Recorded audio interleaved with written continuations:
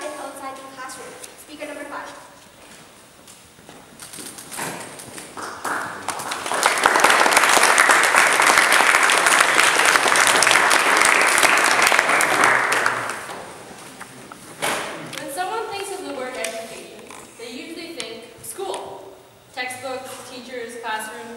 Public education is, after all, one of the best concepts that modern society has come up with so far. Why? It keeps kids off the street and provides them with a place to learn more about the world around them. Now, this is a concept that we, as a first world, consistently try to introduce to the third world, and we pride ourselves in it. But how much of it is useful? Are we teaching our own kids the right things? Honorable judges, officers, parents, fellow cadets, and guests. There are two kinds of smart, book smart and street smart, both of which we need to be in order to be successful in life. Now, school will only teach us to be book smart and maybe teach us to be street smart. I'm not saying we should get rid of the system. There are very important things we learned in school, for example, reading or maths. However, school doesn't teach us to be a good person, to take care of ourselves, to be just and fair, the value of security or of kindness. These are the street smarts that everyone needs. And school is fashioned for the generation before us, where certain job positions need to be filled, and therefore, people are pushed towards them. Nowadays, society has evolved past that. We now expect our high school graduates to have great academic scores, work and volunteer experience, and know what field they're going into by the time they enter post-secondary. Very few people know exactly what they want to do for the rest of their lives at this point, and it's not always their fault. We don't have a class that teaches us what's important to us. What we should put emphasis on is informal learning. Outside of school, we have extracurriculars. Joining a sports team, for example, not only promotes physical fitness, but it also provides a place where people can learn how to be creative and tolerant. Creating new strategies, working with other people, making quick decisions. These are all valuable aptitudes. Even going on vacation can show you plenty about the world. Traveling to new places shows you new people, different cultures, and there's so much to experience. Last year, I went on a boat cruise that went from New York down to the Bahamas, and people from all around the world were on this one ship. Now, my mom wanted to do all the activities and watch all the shows because that's what she thought was getting her money's worth. Instead, I would sit on the deck and I would meet people, but I would also watch people. Discreetly, of course. It'd be very strange if a 16-year-old girl was watching your every move. After that, I went on a land tour of the northeastern United States. This included Philadelphia, New York, and we also visited Washington, D.C. Obviously, these are places with very iconic American landmarks, and everyone else on the tour wanted to take as many pictures as humanly possible. And that got very boring very quickly. Instead, I would notice people going about their daily business. How they behaved, who they interacted with, what they did. I learned much more about human behavior in those 2 weeks than I ever did in English class. In Cadets, every activity offers a skill. Survival teaches adaptability. Band teaches musicality. Drill teaches discipline. First aid trains someone to make quick decisions under pressure. Effective speaking provides a platform on which confidence is gained. All of these opportunities are up for grabs for all of you cadets. So why isn't everyone taking advantage of them? We should. The government pays for it. The activities that we take part in and the environment that we grow up in play such important roles in learning. Having access to books and museums are crucial to mental growth because you can learn just as much from reading a book or taking a stroll through a gallery as sitting in a classroom watching your math teacher write out equations. Education should not be about putting as much knowledge into a mind as possible. It should be about turning one towards the right desires. There will be no lessons on how to raise a child, to buy a house, manage a mortgage, or build an organization. Not knowing how to do these things is what's going to create the rejects of society, because 20 years from now, it won't matter if you can analyze Socrates or solve algebra on the spot. In order to succeed in life, we must either make mistakes or learn from someone else's. And to do that, we have to experience life as it exists. The world is full of knowledge and opportunities, and it is our responsibility to seek them. School will teach you what you need to know to do your job, but not how to live your life. For that, you need to find your own answers. Education exists outside of the classroom and is acquired when you make the decision to find it. That's your sentence.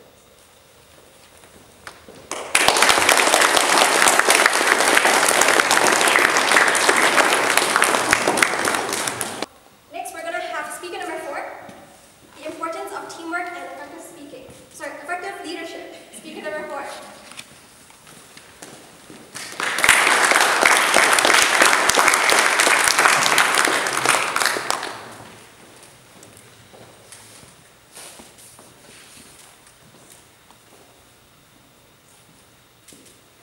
Imagine yourself doing a task alone. You feel lost and confused at some point.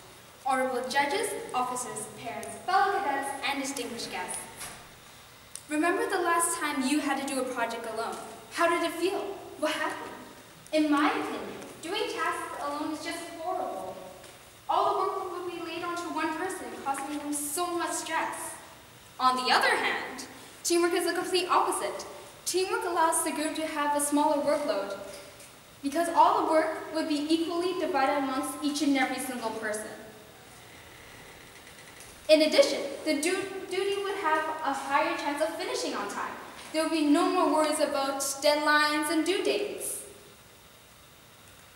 You would also have a better outcome. This outcome does not come from a single person, but it comes from many minds working together.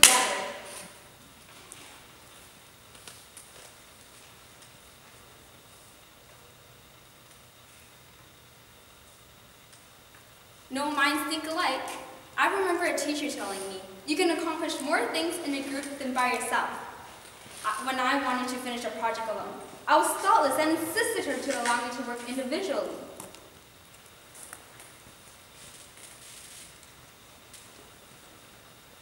That wasn't such a great idea because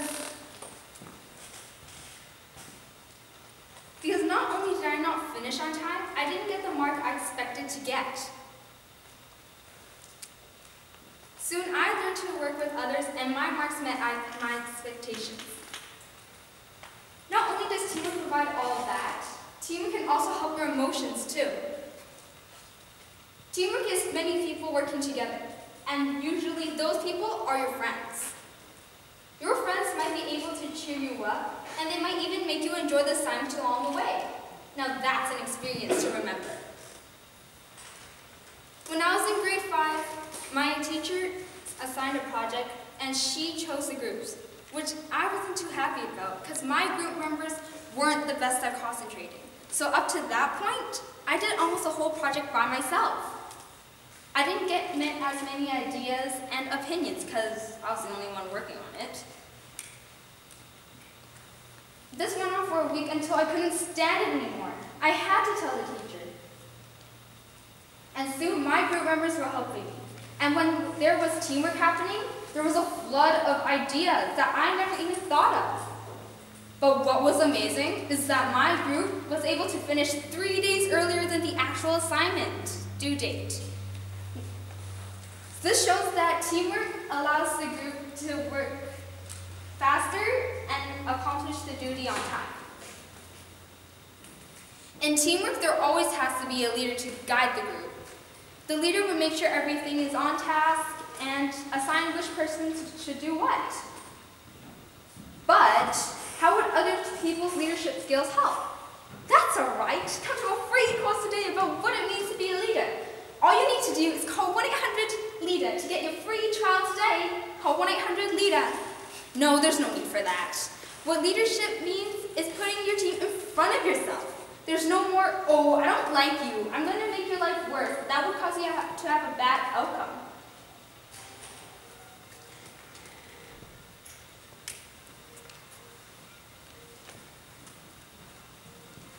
If you see that person is having a hard time, go make their lives easier. Go give them a helping hand. Also, remember, what they do can also affect you too. Now, leadership skills is similar to icing. Sticking the gingerbread parts together and decorating the whole gingerbread house. Effectively guiding your group and bringing people together creates a beautiful outcome. The leader would make sure everything is top-notch and well decorated.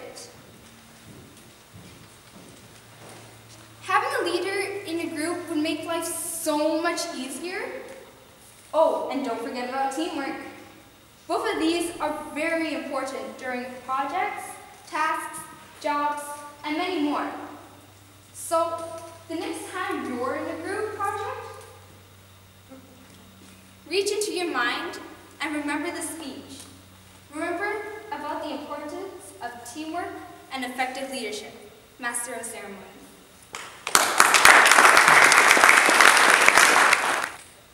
Okay, so we're going to continue with speaker number 3, mental illness in today's society. Speaker number 3.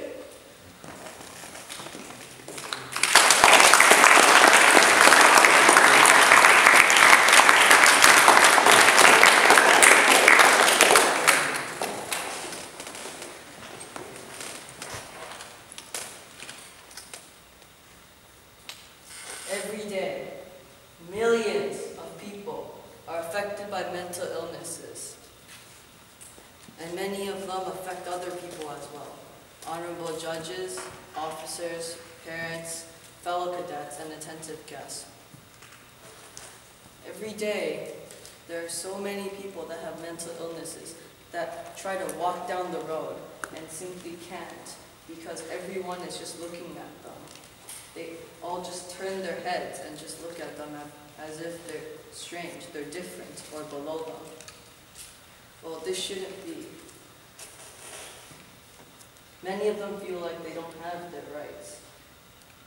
And when people didn't have rights, they protested. Many African Americans did that, and they protested, and they got their rights. So why can't we protest for those with mental illnesses? So they feel like they have a chance in today's society to become a normal person.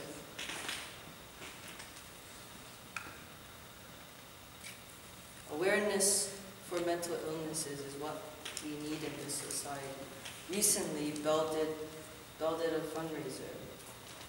They called it Speak Out. For every long-distance call you made, they gave 5 cents to a mental institution to help with their research. This helps community a lot, but there has to be more people who do this.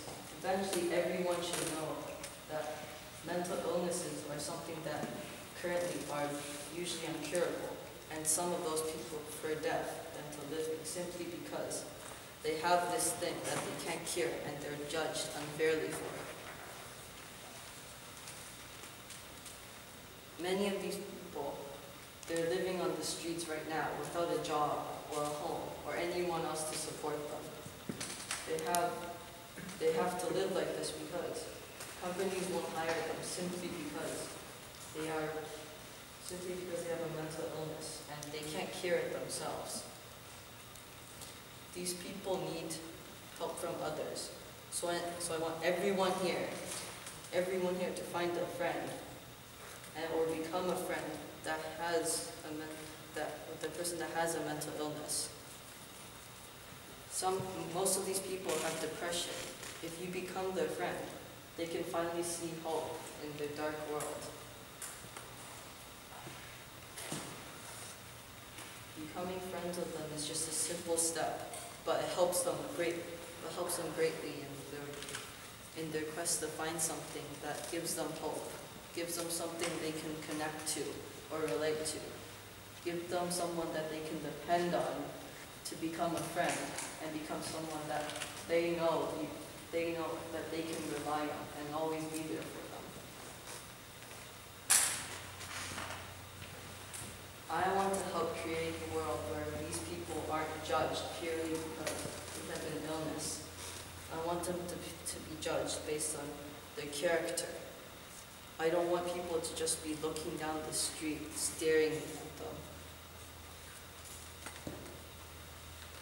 We shouldn't change them to become us. We should change ourselves to fit their standards. So eventually, in a utopian world where no one is judged unfairly or with prejudice, that this world can finally be a place where no one is judged unfairly simply because they have an illness. When this world starts to begin, I will truly be happy, and I want everyone here to start that. To find everyone or anyone that has a mental illness and spread awareness that, yes, these people need help. These people want to have hope in their life so they can live fairly and without anyone staring at them to become someone like an actions. We don't need to have those people. We can start looking down and picking those people up and putting them where we are right now so they can finally be who they are. Master of Ceremonies. So, speaker number 2, education can happen outside the classroom. Speaker number 2.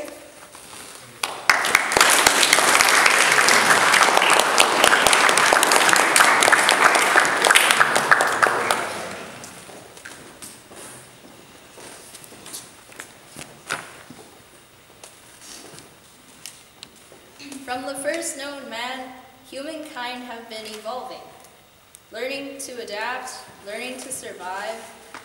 We as a race have been through so much. I will now present a short history lesson. A long time ago, men drew on walls. It was their way to record what happened and document their skills to pass on to the next generation. Honored judges, officers, parents, fellow cadets, and respected guests. Cavemen taught their offsprings how to make fires, build shelters, and create weapons, all from scratch. No desks, no classrooms.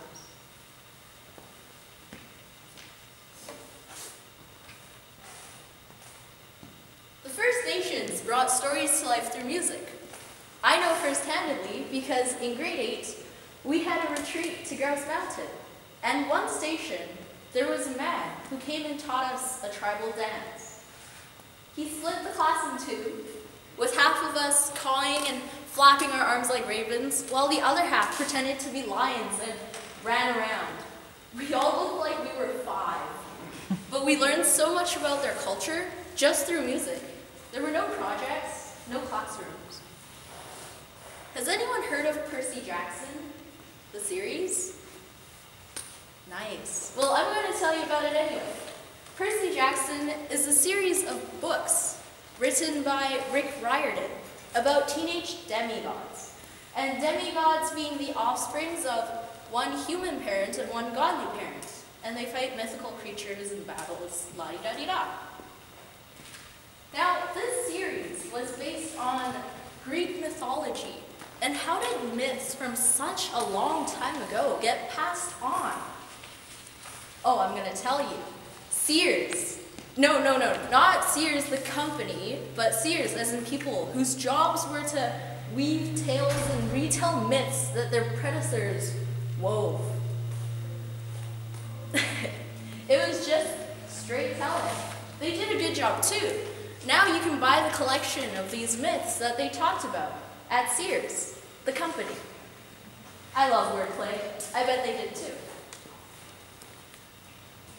Learning is the fundamental of life. Just like in a class. Oh, we're in school right now, so let's talk about school. I've always had a fascination about school. What's not to love about, 1,000 kids stuck in a building for 7 hours? Many things. And through my 8 years of North American education system, I've come to some bizarre questions and answers. How many students does it take to make a teacher cry? How many days until a student can't stand the stench and bring Febreze? And the big question that I'm sure we've all pondered once in our life, will I be using the knowledge that I learned in school, in life? Well, 18 students can make a teacher cry, unfortunately, and 9 days. That poor girl. I managed to transfer the skills I learned at school and life. In drama class, we had an activity where we were assigned a character, and we had to stay in character for the whole day. It was really useful in the last family reunion. Sorry, Mom. Just theater. My teacher was really nice. She taught it through such a lively way that we didn't even notice it. There were no review sheets and definitely no classrooms. Learning is the fundamental of life.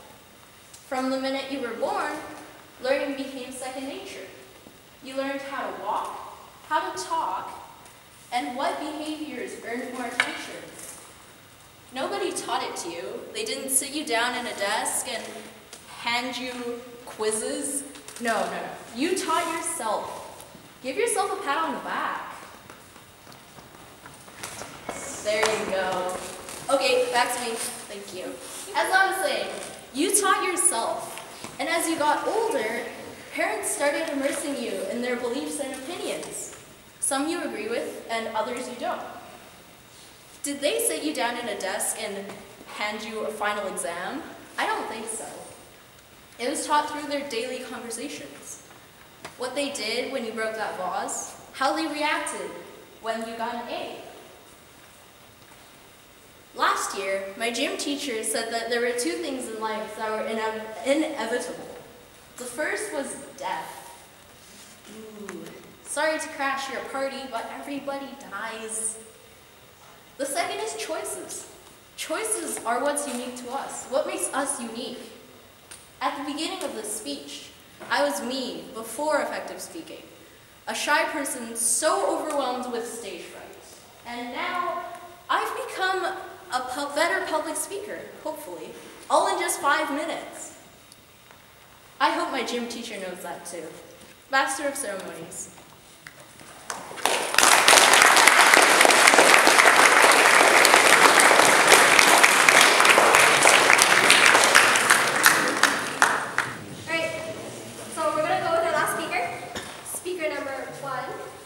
Positively influencing your peers. Speaker number 1.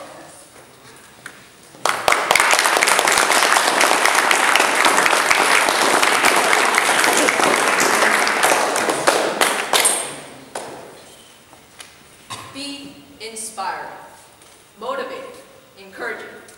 Be a positive influence to your peers. Honorable judges, officers, parents, fellow cadets, and influential guests. Positive influence is essential to our society. It's what keeps us motivated, challenges us to be better. So what is it? It's the influence from others that makes us inherit their positive traits. Like good peer pressure. In order to positively influence someone, you must first treat them with respect. Respect is a must for almost anything. In fact, if the world had a hierarchy, respect would be at the very top. Slightly under it would be another component, trust. Genuine positive attitude, caring, and helping people makes them trust you. So now you have mutual respect and trust. You can now begin positively influencing them. Let's say you have a friend. This friend would rather play video games than finish his homework on time. He doesn't use his time wisely. So how do you positively influence him? You could just go up to him and tell him, finish your homework on time. Or you could finish your homework on time, and after a while, he'll follow you. It's human nature to learn from others of our same age group. Now, I positively influenced lots. So I guess I might as well tell you a personal story. I like good grades. Who doesn't? And in English, we studied Midsummer's Night's Dream, the Shakespeare play. No one understood this gibberish, and no one cared about this gibberish.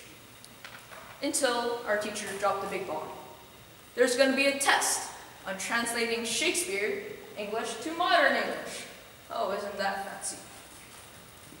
Now everybody had to read Midsummer's Night's Dream for 3 or 4 times to get a passing grade on the test. And when he handed back the test, he dropped another big bomb. A lot of you failed this test. However, there'll be a retest in 2 weeks. If you would like to do the retest, please see me, and we'll get it sorted out. I, thankfully, did not fail this test. But many of those who did, after seeing the teacher, also went to their peers. It's much easier talking to someone of the same age group. And everyone is helpful. A couple of people came to me. I helped them. They got a better mark. They passed. Now, these 2 examples are more so passively positively influencing.